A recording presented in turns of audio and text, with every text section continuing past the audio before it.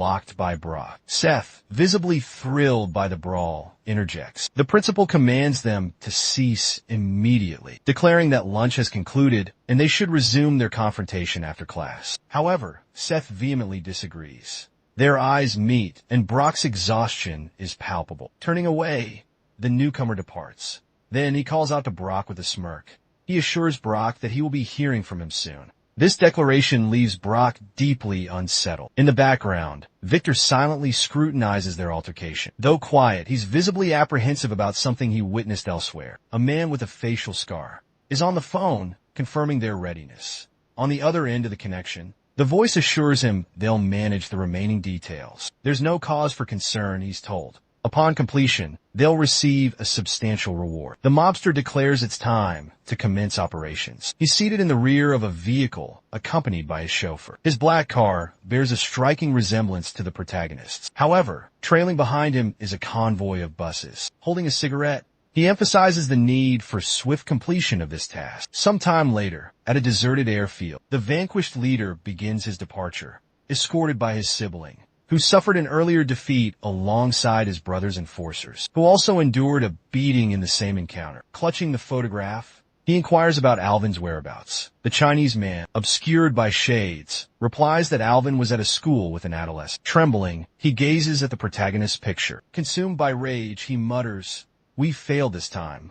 Meanwhile, within the school, Sophie remains silent, her gaze fixed behind her, clearly apprehensive for her beloved. Seth, the newly enrolled student. He too appears disturbed by something. Outside the school grounds, Bob is indulging in a cigarette. This time he's solitary. Abruptly, he detects something peculiar unfolding.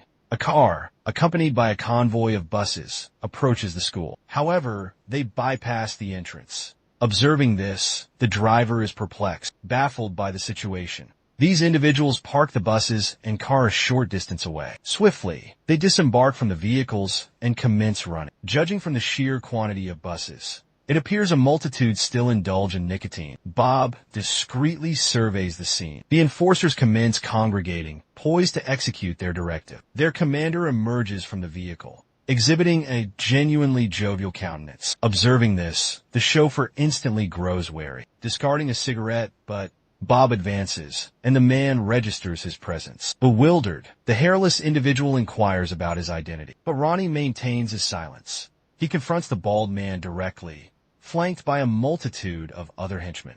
Parting his lips, Ronnie utters, "Unlock it." Baffled, the man questions his meaning.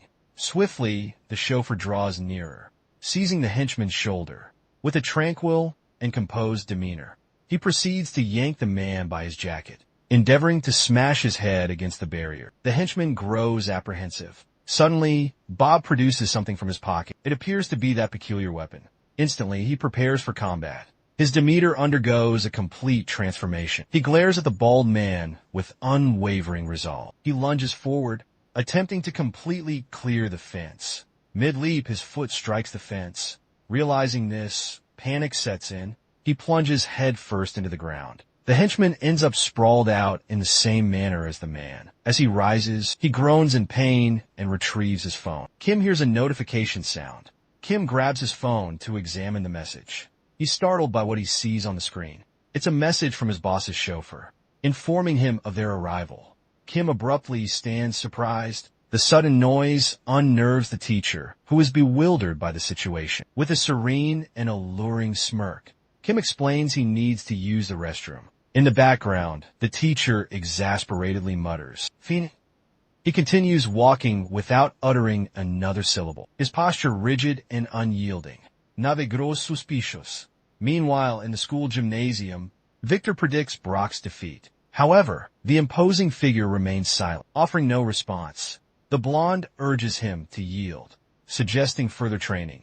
This incenses Brock, who vehemently refuses, insisting he hasn't exhausted all options. His retort perplexes his companion.